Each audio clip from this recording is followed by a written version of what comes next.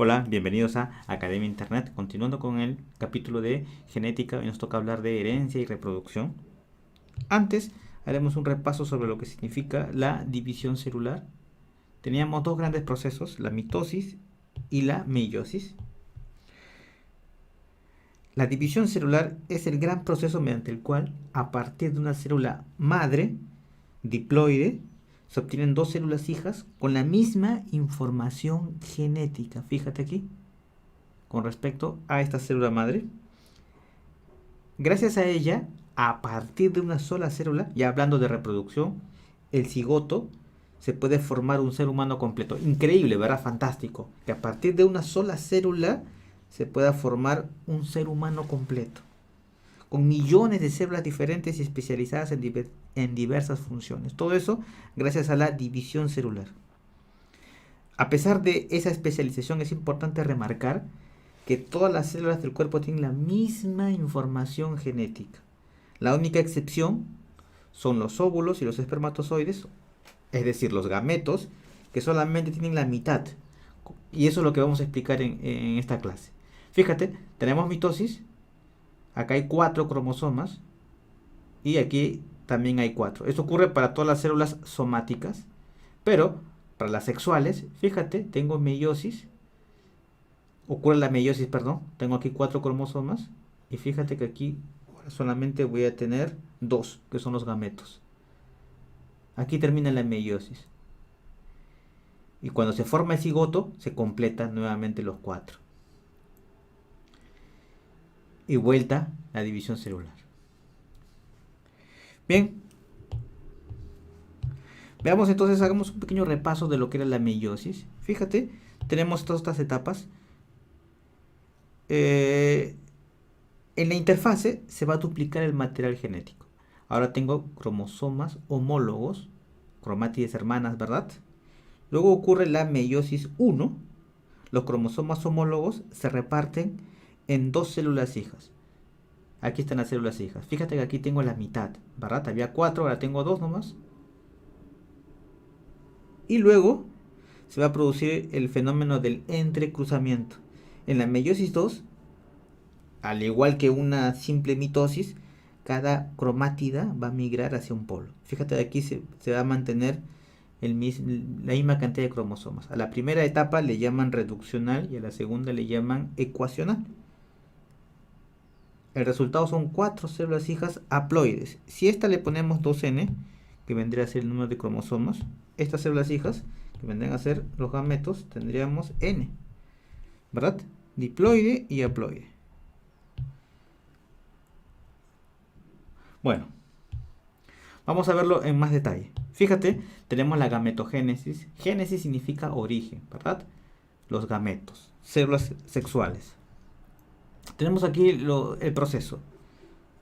Masculina y femenina. Espermatogénesis, formación de los espermatozoides, y la ovogénesis.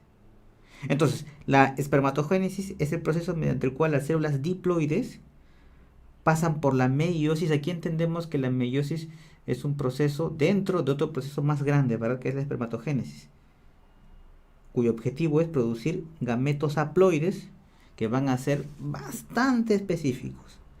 La gametogénesis masculina o espermatogénesis da lugar, por supuesto, a los espermatozoides. Y la gametogénesis femenina, que también le llaman ovogénesis, da lugar a la formación de ovocitos u óvulos, ¿verdad? Que así es como se les conoce.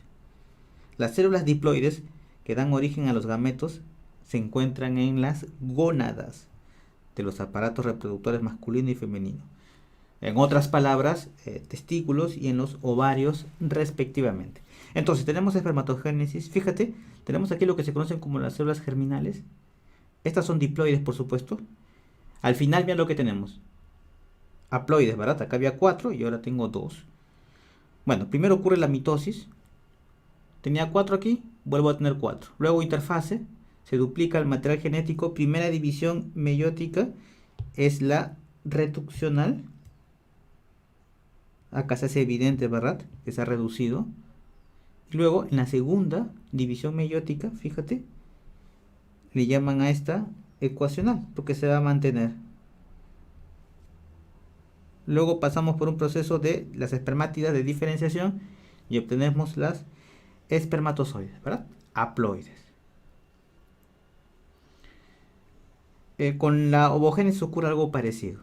Fíjate que aquí de una célula germinal salen 4, pero sin embargo aquí de una, en la ovogénesis sale una. Tú dirás, ¿dónde están las otras 3? Aquí están. No son funcionales, le llaman corpúsculos polares.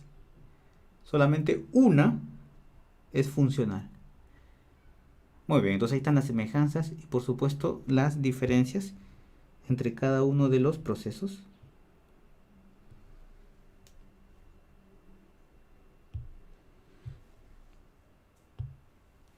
Proceso de la fecundación. Fíjate que los adultos tienen células diploides, por supuesto. Bueno, en la meiosis se forman los gametos. Bueno, la gametogénesis, la meiosis es parte de ese proceso. Obtenemos los gametos.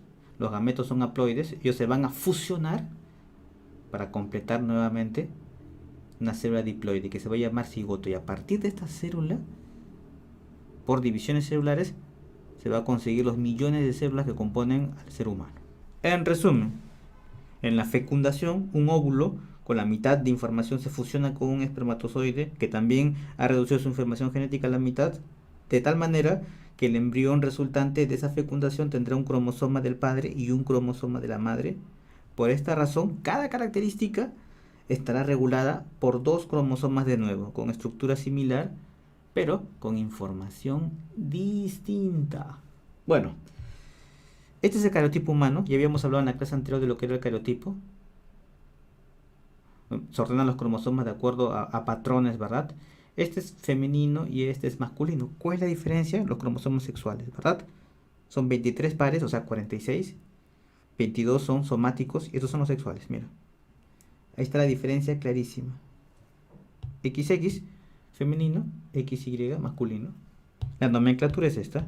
Ponemos 46 cromosomas y bueno, XX, mujer, y aquí XY para el hombre. Pero, ¿qué ocurre si aparecen más cromosomas? Por ejemplo, fíjate esto. Tengo 47. Hasta aquí parece normal, ¿verdad? 46. Pero fíjate que tengo uno más. Esto se conoce como el síndrome de Klinefelter. 47 cromosomas, XXY. Esto es lo que se conoce como las aneuploidías.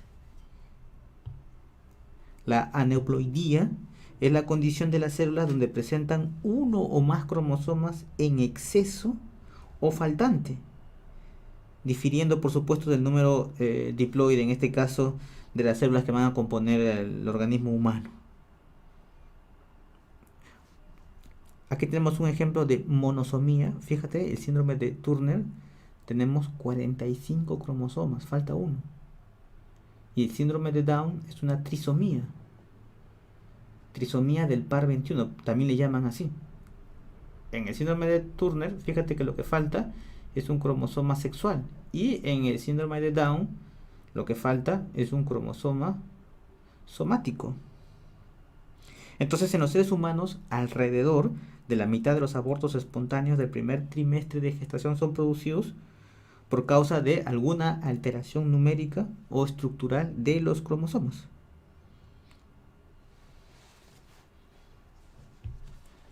Y aquí los casos más recurrentes, ¿verdad? Dentro de ellos, por supuesto, el síndrome de Down, causado por la trisomía del cromosoma 21, así también se le conoce, y este es su cariotipo, ¿verdad? Fíjate, 47XX, y aquí le pongo 21, indicando que es el cromosoma 21, donde está ocurriendo la trisomía. También el de Klinefelter, que ya lo mencionamos, 47, XXY, y el síndrome de Turner, donde solo hay un cromosoma X. Y esta es su nomenclatura, ¿verdad? 45X, a veces le ponen así. Lo puedes encontrar en los libros así, y en los exámenes también. Y por ahí hemos mencionado otros más, que es importante recordar. Bien, chicos, recuerda que la práctica hacia el maestro. Nos vemos en la siguiente clase. Otro punto.